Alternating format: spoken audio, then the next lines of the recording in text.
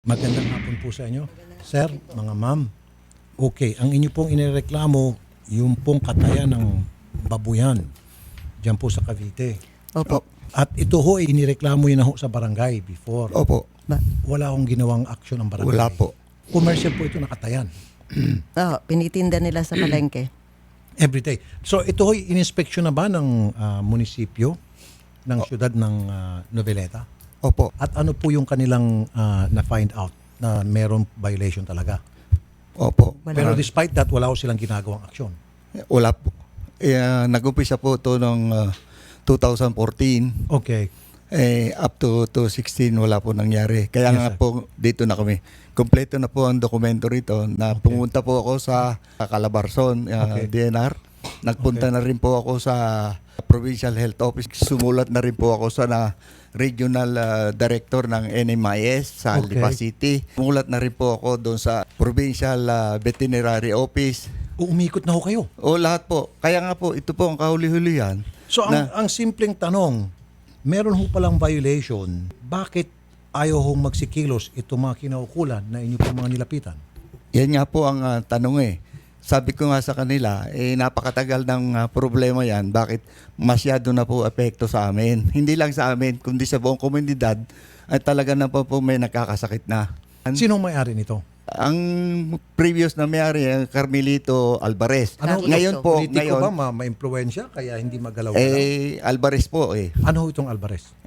Dati po, Dating mayor namin mayor. Alvarez. Sige, kausapin natin muna si Mr. Romel Atalla, Chief of Staff, Office of the Mayor. Tingnan natin sige kung po. ano masasabi niya. Sir Romel, magandang hapon.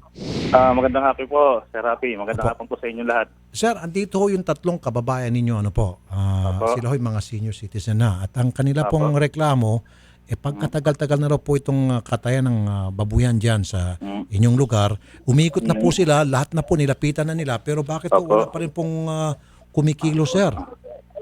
First of all po, Sir Rafi, ako po yung nagpapasalamat sa inyo sa inyong programa at ito po ay nakarating sa inyo. Opo.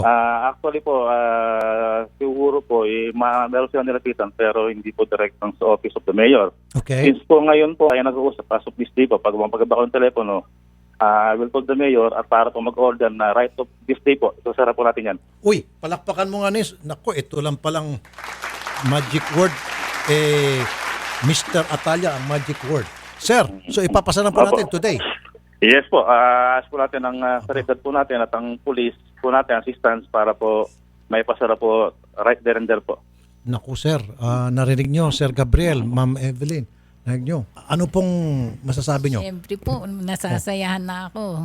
Oh, biro mo, sa isang iglap, solve, isang tao lang makakasolve. Itong si Mr. Atalla. Sabi niya ho, in fairness, hindi raw nakarating sa tanggapan nila. Marami raw kayo napuntahan. Pero this time, nakarating na sa kanila, bukas na bukas, sarado na raw po. Okay. Sir Romel, pati ako, Apo, sir, Sir Rafi. kinikilabutan sa sobrang tuwa. Natutuwa ako kasi sa nakikita ko po sila, kaharap ko sila ngayon, tuwan-tuwa ho talaga sila, galak na galak. Si Ma'am Evelyn, namumula yung mata niya, parang sa sobrang tuwa, gusto niya maluha. Gustong maluha. Opo, sa inyo pong mga sinabing napakaganda. So maasahan po namin by tomorrow, sarado na po yan. Yes po, yes po. Siyempre po, I strongly recommended, siyempre, to the mayor ng municipality na si Mayor Dinutuan na talagang ipasa natin yan para po hindi na po problema yung ating mga kababayan. Sige, we'll take your word for it. Tomorrow, sir, darating kami dyan. Sasamahan po namin to sila para i-witness po namin yung... Mas maganda po kung antayin namin kayo and then Sige po. tomorrow sabay-sabay po natin pasara. Sige po, sir, palakpakan natin si sir. Sir Romel, sobrang thank you po. Antayin po namin sa team nyo. Ha? Mabuhay ho kayo, Sir Romel, at saka si Mayor. Mabuhay ho kayo. God bless Okay po. okay.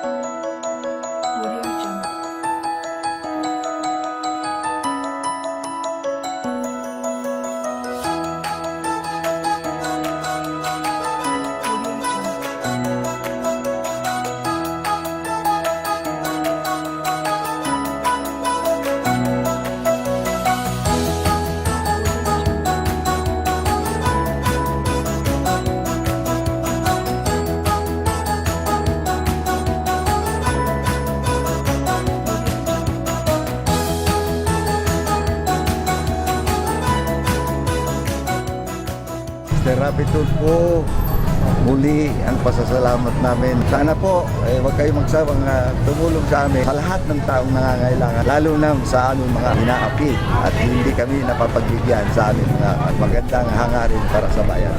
Magpalain tayo ng Panginoon sa ating mga ginagawa. Salamat, salamat.